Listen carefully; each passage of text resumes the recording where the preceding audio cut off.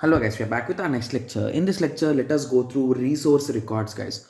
So basically, this resource record will be there for every website, guys. Okay. So each and every website, like I'm talking about a particular domain name. So each and every domain name will be having this, guys. This record. Okay. So basically, this record consists of all the details of that particular website. Like I'm not saying the details of the user or anything. It will be having the details which are used to open the website, to do multiple operations on the website in with respect to the server, with respect to the user. So how the data is transferred, what are the things which are used, when there will be an error, like all those things will be stored with IP addresses and everything. Okay, so each domain name is associated with a record called resource record. Okay, so basically it is having five main fields, guys. You can say format of resource record has five tuples. Those are nothing but a domain name is the first field. Second name is nothing but time to live. Guys, we'll be discussing about them in detail, don't worry. Time to live, domain class, domain type, domain values. So among these all, if you ask me what is the most important thing or lengthy thing, is nothing but domain values, guys. So we are having multiple, sorry, domain types or values. Yeah, domain types only, sorry, I was a bit confused. Domain types, guys. Okay. So that will be an interesting part. Okay, just give me a second. Okay, so the if you draw a diagram for it, it will be in this way.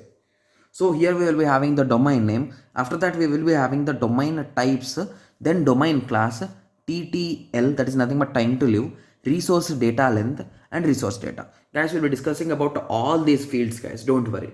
Okay. So first field is nothing but domain name. So variable length field. Field tells the domain name of the name to which the record belongs to. So basically, this whole record belongs to a particular website or particular domain name, right? I told you. So that domain name to which it responds, or which it connects, or which it specifies, will be specifying here. That is nothing but domain name will be specifying there. Similarly, time to live. So here there is no limit, like how many bits or how much length it should be. There is no limit there. Whereas here we are having a limit, that is nothing but time to live.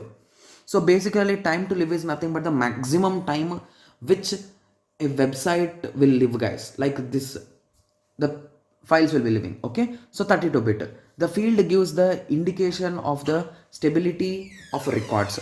So if it's a highly stable, lifetime maximum could be 1 day. That is nothing but 32 bits means we'll be having 86,400 seconds, and the minimum will be 1 minute. So basically you can wait for 1 minute. That is nothing but time to live is wait 1 minute, and the maximum time limit is nothing but a completed day.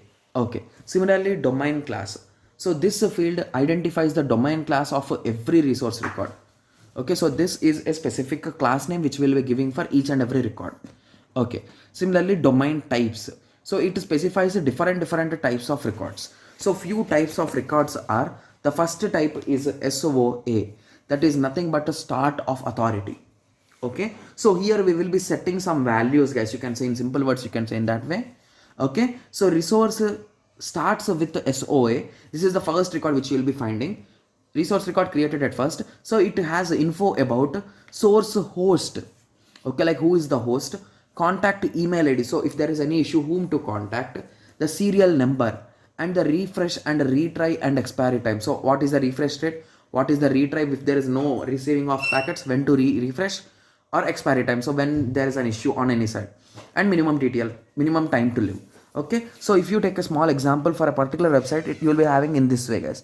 This is an example of some website which I found on Google Images. I got this, guys. Okay, so here we specified the serial number, here primary server, responsible person's email ID, refresh rate we are able to set here, guys. Intervals also, retry intervals, and expiry after how much time or minimum time, and TTL. Okay, so in this way you will be representing them, guys. Okay, so this is just a small example for your understanding. Okay, so this is nothing but SOA, in that you will be setting all those things. Okay, similarly now let us go through A or 4A's. That is nothing but address record, guys, in simple ways you can say. Okay, so this is of 32 bits commonly, but nowadays it is moving on to 128 bits, because I hope everyone knows that now we are moving on to IPv6, right?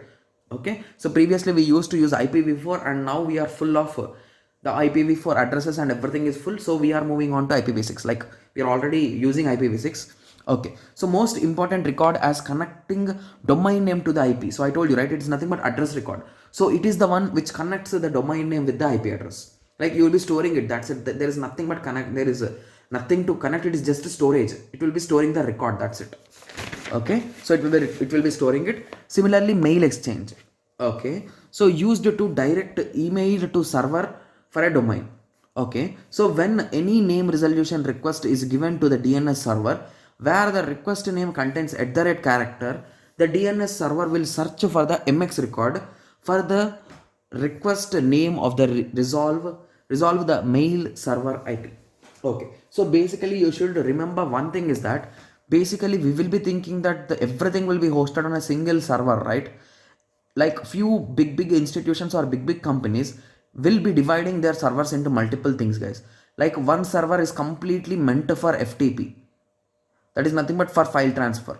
One server is completely meant for mails like SMTP or mail exchange MX, you can say. And similarly, one server is completely meant for the databases and the source files of the website, in that way. So whenever they are dividing in this way, the domain record will be for only for the main thing, right?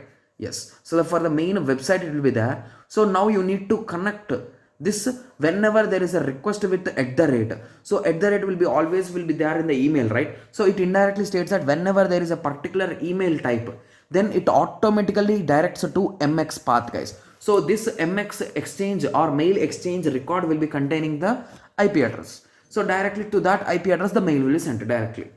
Okay, similarly name server record. So the name server record are used to specify the name servers.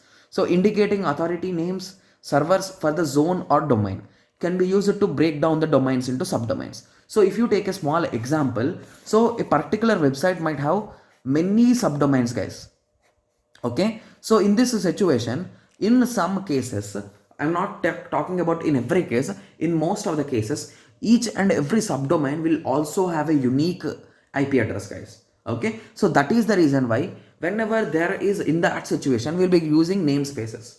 We'll be writing the record as IP and you will be storing the IP address, and in namespaces you will be selecting NS and you will be writing the subdomain here, guys. So in that way it will be working. Okay, okay. And the next one is nothing but CNAME. This is nothing but a nickname, you can say, or alias name. Yes, alias name. Okay, so these things can be configured by the user, guys. Okay, so assume that you are opening a website with HTTP and HTTPS. So I hope everyone knows the difference, right? So here there is no security, here there is security. So if you open some websites with the security, they will open perfectly. If you try to open without security, they will not show anything. They'll be saying that IP missing, IP doesn't match, or server error or client error or any kind of errors, right? So in these situations, they did not connect the alias names properly. So if they connect these two to the same name, or if their original is this, and if they connect this indirectly to this, whenever you open this also, automatically it will redirect to this, guys. So you can try for our website, try removing S for it, guys. Automatically you will be redirecting into security only. There is no option to open our website in unsecure way. Even for Google also you can try, like many websites will follow these kind of things. Okay, similarly PTR record, it is simply, you can say, it is pointer record, guys. It will be pointing to the IP address, that is nothing but AAA record, it is reserved. Okay, so also called as reserved DNS record, reserve of A or AAA 4A's records. So maps an IP address to the host name, simple, yes, and used for troubleshooting. Okay, similarly TXT records. So these are some kind of external records which you can store, guys. So these records contain unit ASCII text and allows the domain to identify themselves in the arbitrary way. Okay, similarly domain values. So the values field of the domain can be a number, a name, or an ASCII value. Okay, so domain values can be anything. Okay, so just to give me a second, guys, I'll be just showing you an image for the DNS so that you'll be having a clear idea. Just give me a second. Okay, guys, so I collected some images, guys. I also collected these images also, I collected from Google only. Okay, so in all the images, I think all the IP addresses, the main IP addresses are blurred out so that there will be no issues. Okay, so basically when you are adding a record, it will be in this way, guys. So basically you can add records directly. Okay, so the example which I took was for Cloudflare, which I also use personally. Okay, so this is a place where you can add those things, guys. So basically Cloudflare provides you more secure than the normal DNS. So that's the reason why I also use the Cloudflare. So in that it will be in this way, guys. So you can add a record and you will be giving the type. So we discussed about multiple types, right? Yes. So after that you will be selecting the name, and based on the type there are multiple values for IP address also. So that could be an IP address or a direct link also. So basically there will be two fields there, and similarly the TTL, so when it should end. So this is nothing but for proxy for Cloudflare to provide security. If you want, you will be enabling the proxy. Okay. Okay, so here there is a small example also here. So basically this person in DNS we are having add record and the A record, and here we are having IP addresses. So he blurred it out. Okay, so IP addresses are really easy to hack and all those things will happen, so it blurred it out. Okay, so that's safe. Okay, so in this way you'll be having the records, guys, like one after the other. I collected multiple images. So here also we are having a that is pointing out to this IP address, guys. This IP address is not available. I did check it. Okay, so after that we are having a CNAME. Okay, that is nothing but alias name, and we are having his mails. Like he gave the direct, he didn't give the direct IP addresses. He gave the .com links like mx1, mx2, mx3. Like the mails will be sent there. Okay. Okay, so this is one more example. So here are some fields, right? So here we discussed about almost all fields. So these are the multiple fields, and in this way it will be working, guys. So basically it is just a table format, you can say. Okay, so even if you want, you can search for some more images and you can get more idea on this. Okay. Okay, but if you want to try DNS, you should have a domain name and a website for sure, guys. So don't go and create an account in Cloudflare and don't try to test it. You can just go through documentations and images so that you'll be having clear idea. Okay, so I hope everyone got some basic idea on this. So in the next, just give me a second. Okay, so in the next lecture we will be going through the electronic mails, guys. Okay, so let us meet in the next lecture. Thank you. Thanks for watching.